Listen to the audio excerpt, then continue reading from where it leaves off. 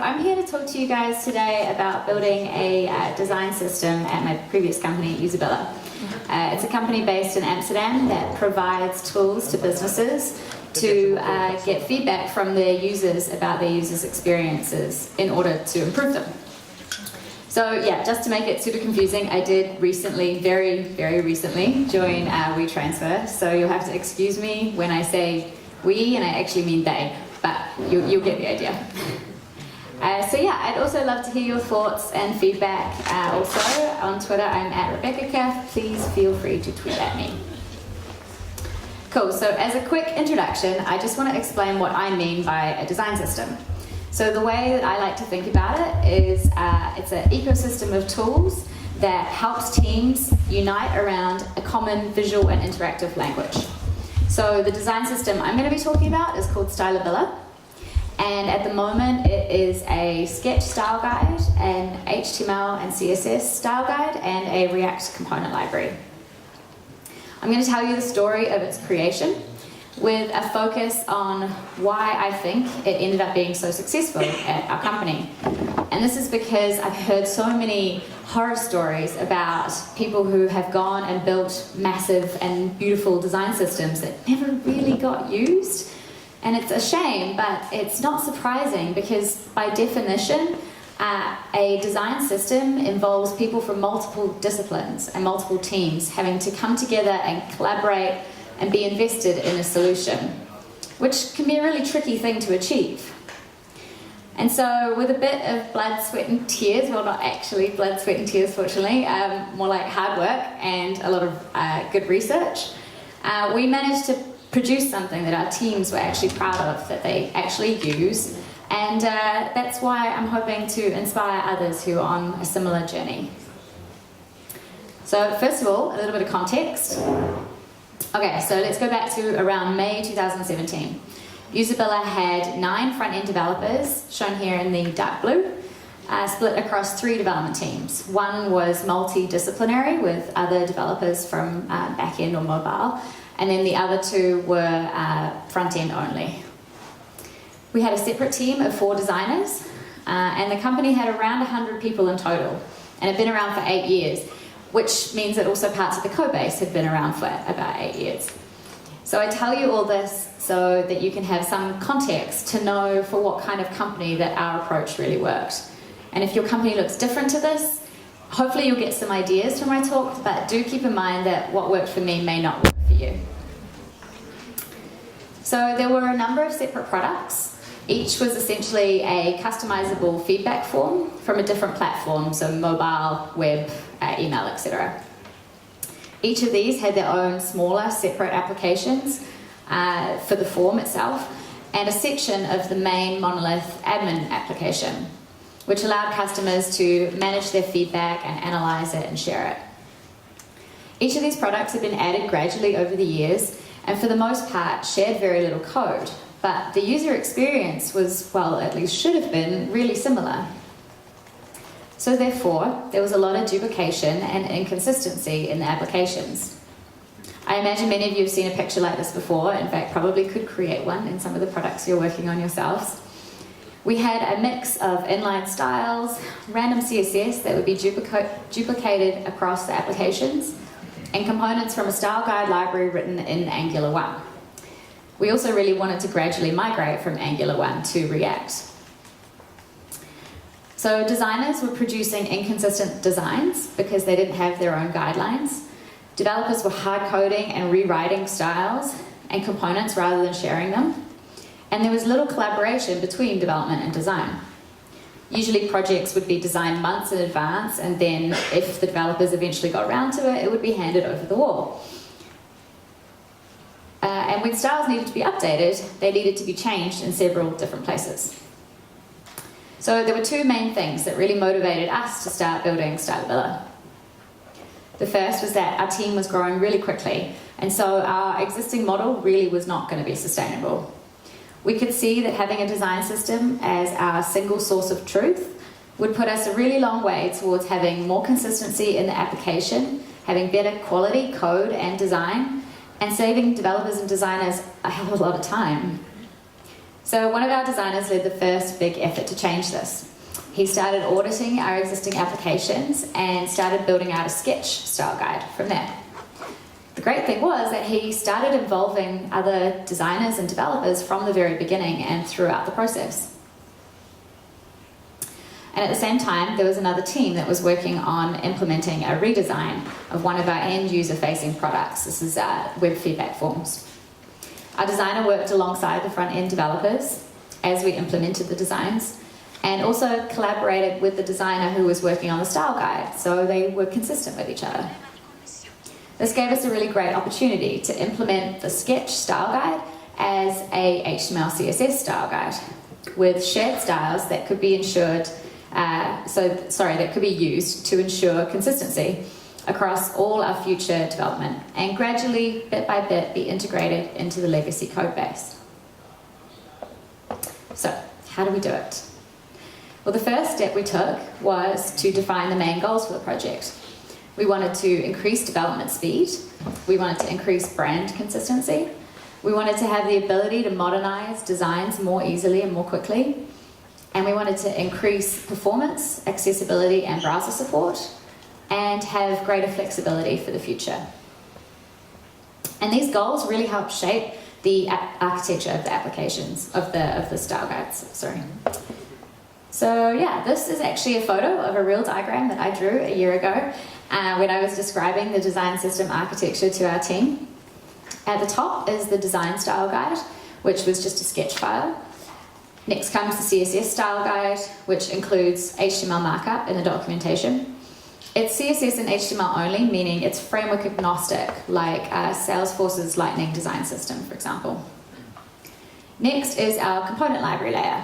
So for now, we only have a React component library, but you can see that this gives us the flexibility to have things like cool JavaScript framework of the future, which doesn't exist yet, component library. And so yeah, if we want to change our framework in the future, we have the flexibility to do that. This component library has absolutely no CSS in it whatsoever, and it just uses the class names from the CSS style guide. And then finally, we have the applications themselves. These also ideally should have no CSS in them and just import the style guide and the component library. Sometimes, of course, there is an exception. I don't know if you, yeah, that's all right.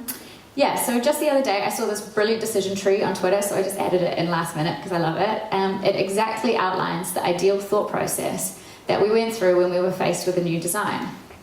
For an application to include some of its own unique CSS, the design needs to not adhere to the style guide, not be able to be changed to use the style guide. You need to be not a narcissist when you're answering that one. And it needs to be a one-off, otherwise, of course, it could be added to the style guide. And you have to be absolutely sure about it and be aware of how rare that it should be. And if that is the case, well, then those custom styles should be included as different classes. And the style guide classes should never be overwritten so that they remain predictable. So the main concern with this architectural solution was the duplication of markup. So we had both the HTML in the documentation and the JSX in the React component library. This concept of dry, don't repeat yourself, was discussed back and forth for quite a while. CSS, of course, doesn't work without markup, but these days our JavaScript writes our markup for us. So this is why many companies include their JavaScript components in their CSS style guide. But we decided that we really wanted to avoid the fact that that locks our CSS, HTML, and JavaScript together. So instead, we decided to use the HTML in the style guide documentation. It's plain HTML with accessibility and browser compatibility built in that the JavaScript developer can then use as a guide to build their component in whatever framework or language they want. Having code that has to be updated in two places is not ideal, but we decided to accept that trade-off at the time. We have a clear workflow and upgrade path when things do need to change, and it's actually been pretty hassle-free. It also means that the barrier for entry for using the style guide is a lot lower. You can easily use it on hack day projects and on internal projects and tools, for instance. You don't need to even use JavaScript or know how to write JavaScript in order to use it. So for similar reasons, we also decided to stick with CSS rather than using CSS in JavaScript. It's user-friendly, it's much more widely understood, and it's one of the core building blocks of the web, so it's not going away anytime soon. There are many different ways of building shared styles and components, but for our use case, the better separation we had, the more flexible we were. And we needed flexibility when we were talking about multiple different frameworks and multiple different applications that will change over time. So now we had a pretty good idea of what we wanted to build. We needed to figure out who was going to do it and when. So probably the biggest issue in a lot of companies in regards to adopting a style guide is the workload. A design system is an investment. It takes time, and some of that work doesn't deliver immediate customer value. So these are some of the most popular contribution models that companies use. First, we've got solitary, so one person, it's their single focus, and that's all that they work on until the design system is finished. Centralized, so it's a single team that get together and they work on that design system again. And then federated, so multiple people from multiple different teams. So they have multiple focuses. They're both working on their feature work, maybe their projects, but also on the style guide at the same time. And then, of course, the combination of the above. So it depends mainly on the size of the company, which contribution model to choose. If you're very small, maybe one person is enough, and you need that speed that one focused person can get through. If you're huge, then you might be lucky enough to have the resources to be able to have a whole team dedicated to your style guides. But keep in mind that they may be less connected to the use cases for the system. And if you're somewhere in between, like we were, you'll likely be looking at a federated model or a combination of this and something else. So fortunately, we were lucky enough that the company agreed that the investment was worth the time. And it was just up to us and our teams, including our product owners, how we allocated and prioritized that work. We ended up with a federated model with an additional construct of primary and secondary contributors. So primary, the dark blue, and secondary, the light blue, which you can't see very well, but I think you get the idea. So we had 3 front-end developers and 1 designer across multiple teams who were particularly interested in the challenge and who contributed the most to the system. But in the end, every front-end developer and designer ended up contributing at least a little part. At the beginning, our one designer who was working on the project in terms of auditing and creating the style guide. And then he joined in with the rest of us, and as we started working on the CSS style guide, we ended up having weekly sessions with him and one of the other designers. So those 3 developers spent a few days together at the beginning of the project setting it up and designing the architecture. We also created a separate issues board to keep track of everything that needed to be done for the style guide. And we then took a day a week out of our sprints to focus on the style guide, to create all the base styles, everything except for the components, things like colors, typography, sizing, etc. And once most of this work was done, each team then took a few of those issues into each sprint. And as each team worked on their own projects, any components that they needed to create were built in the new style guide. So what did we end up creating? Well, after a year or so of iteration, this is where we're at now, and these resources are continually being iterated on. First, we have a sketch file where the designers document the style guide. And next is the website for our living CSS style guide. Living means that the styles that it documents are the exact same ones that are exported and used in all of our applications. We call this Stylabilla because, for simplicity's sake, it's the core of the system.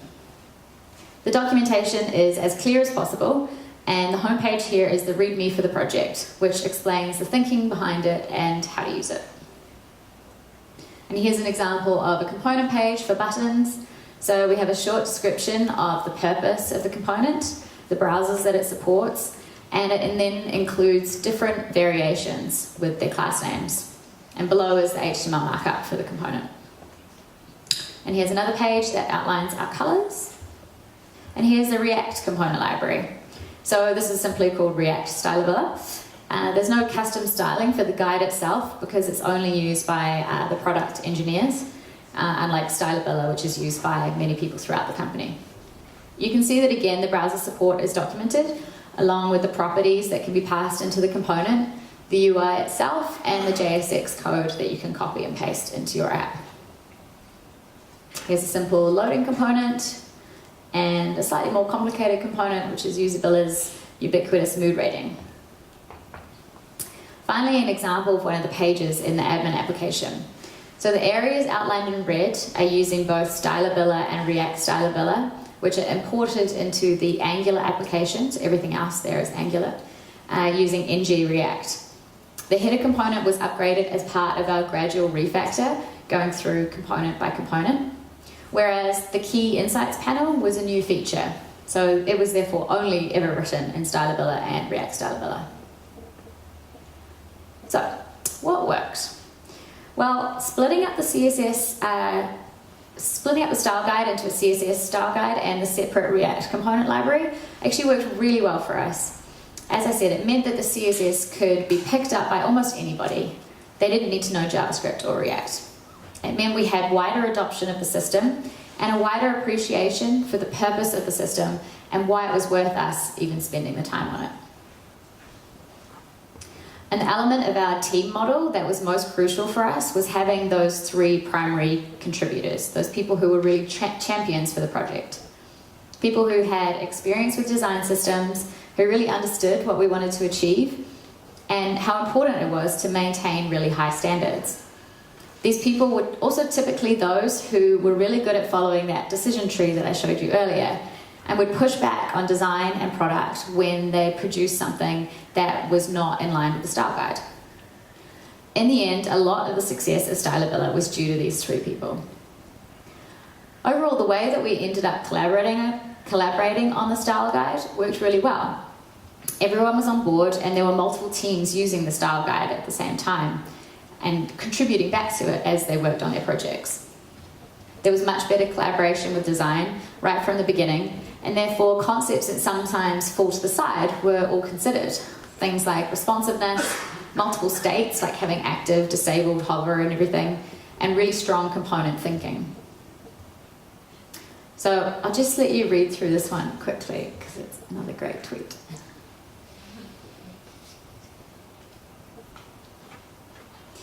Yeah. So I'm not sure how familiar the situation is for all of you, but I have definitely experienced this before. At Usabilla, we were lucky that the company could see the value in the investment that we were making, and this was incredibly important to us.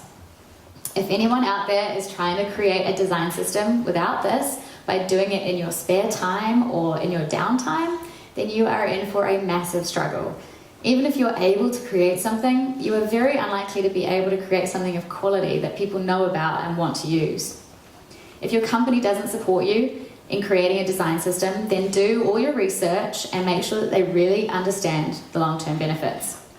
However, do consider that longer-term benefits are often not enough to convince a product team who are really under the pressure and they have other plans to deliver more immediate customer value. And it makes sense, it's understandable. But the best way that I've found to convince people is to find a project that's already underway that can benefit the fastest from a style guide. One of the main reasons that we were able to get buy-in is because we were doing that redesign of our feedback forms. It was some of the core of our product, so the value of the style guide project was able to be seen almost straight away. And if you've taken them through all that, then consider that maybe it's just not the right time for it. Not every team is in the right space or even needs a design system. Don't stress yourself over fighting for something that not everyone wants and therefore won't use, even if you have the time to build it. So the goal that was most important for us to understand was that realistically, we were only ever really going to be able to increase brand consistency. There was absolutely no way that we were going to be able to sit down and go through the entire application and make everything consistent and update it all to use a style guide until it was all done. This would be absolutely lovely, but also completely unrealistic, at least in our situation. We had so much UI that it would have taken a massive amount of time, while providing, in the end, not a huge amount of value, considering that our customers are knowledge workers at enterprise companies and care far more about how easy it is to do their jobs than about how consistent our design is. If you look at a company like Google, many of their products have been extremely inconsistent over the years, but it doesn't make them any less useful. So instead, our goal was eventual consistency, meaning that anything new was going to be built with the style guide, and every time we touched something older, we would try to update it. So as I've mentioned, buy-in from the rest of the company is extremely important. And one of the things that really helped with this was promotion. When we first decided to start the project, we gave it a name and announced it to our whole company with a small demo to show them how useful it was going to be. We also referred to it when presenting any other projects that a team was working on and helped our colleagues use it for their hackathon projects. So another reason that Stylabilla was so successful is that from the beginning, we had a really massive focus on quality. We used BEM, which is a naming convention that added predictability to our class names and made it easier to understand how and where a class should be used. We used ITCSS, or inverted triangle CSS, for our architecture, which controlled the specificity, making it easier to maintain and scale.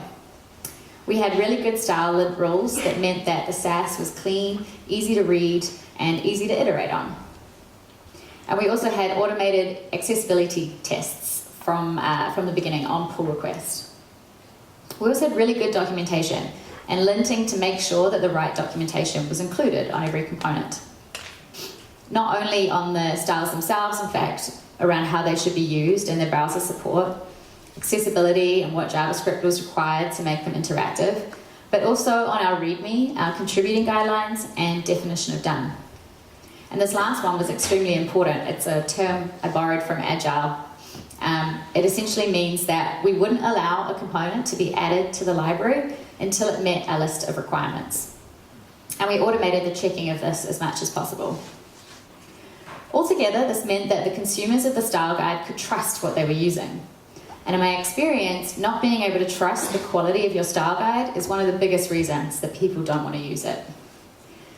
Once you find a bug in a style guide you're using, it is so much more tempting to just overwrite it or write your own styles rather than fixing the bug in the style guide itself.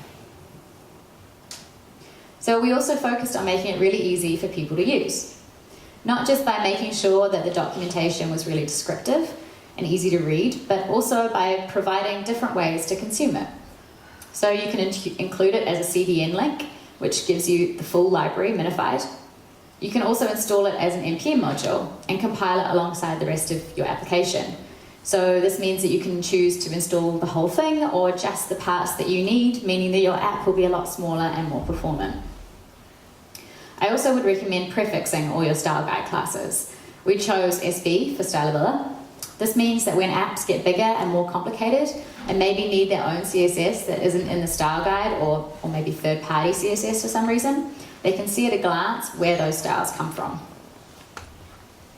Following on from that, another way that we made it really user-friendly was by adding semantic versioning. So this is an explanation here for semantic versioning. So the first number is increased when there's a breaking change, the second one when there's a non-breaking feature added, and the third when there's a non-breaking bug fix added.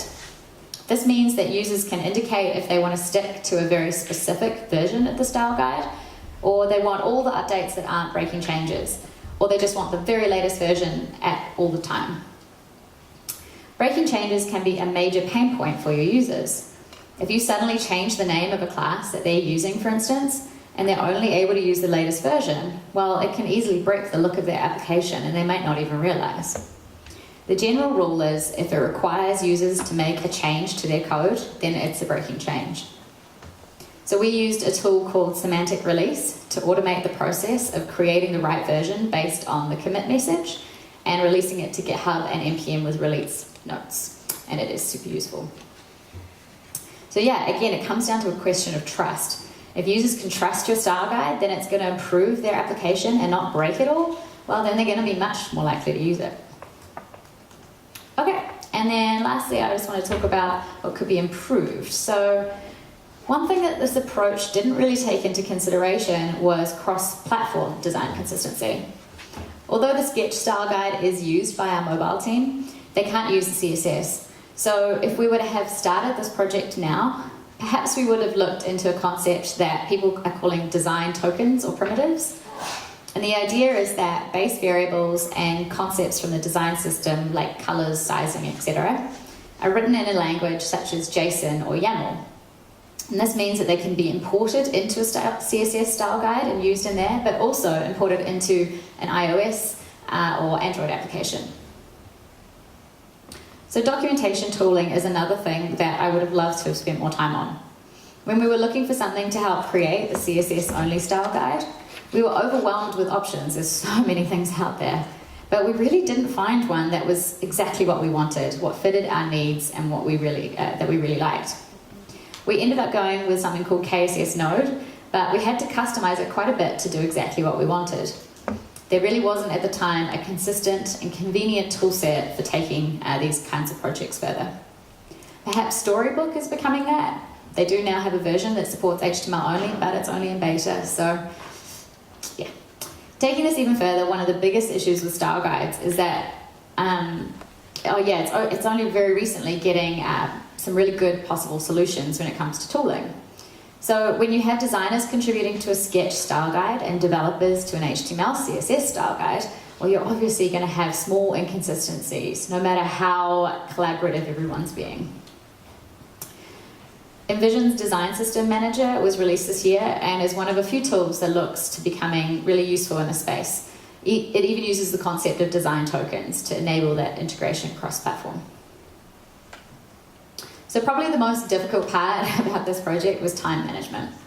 For instance, when we started off the CSS style guide project, we tried at first to have a front-end developer from each team spending one day a week on the style guide. However, it quickly became apparent that this wasn't really working, and I relearned that age-old lesson that if it's not in the sprint, it won't get done. Whatever type of process your team uses, working on the style guide has to be explicitly part of that process. It can't be one of those things that you sneak in on the side or to be done when you have time. I also do wish that we'd have been able to spend more time on the documentation. Anything that wasn't exported as part of the style guide itself wasn't kind of held up to the same level of quality, and therefore is gradually now becoming a little harder to maintain. Especially at the beginning, we allowed a few components in that didn't quite meet that definition of done. Perhaps because someone less familiar with the project didn't test it with a screen reader or a particular browser, and the reviewer didn't have time to do it themselves. Therefore, I wish also that we could have added more automation. So visual regression testing, like the example here, isn't perhaps necessary at the very beginning, but as a style guide gets used in more and more places, the changes become much higher risk, and therefore being able to see the impact in the pull request is very useful. Automated tests over multiple browsers and of multiple widths and for right to left configurations would have also been extremely useful. Performance testing also could have been automated with warnings when your packages were getting too large. And the automation that we did include is really great because it removes the reliance on humans to remember everything that needs to be done. Again, it makes the style guide more trustworthy and therefore more likely to be used. So yeah, the system isn't perfect and it's by no means a complete recipe for success. It's simply what's worked for us, given our situation. Every new feature or application that's now built does use the system, and old ones are being gradually migrated over. It takes time, but the consistency of the product has improved. There's now a common language between design, dev, and product, and the look and feel of the whole product has begun to evolve together. So hopefully it's given you some ideas for your own design system journey, and I wish you luck. Thank you.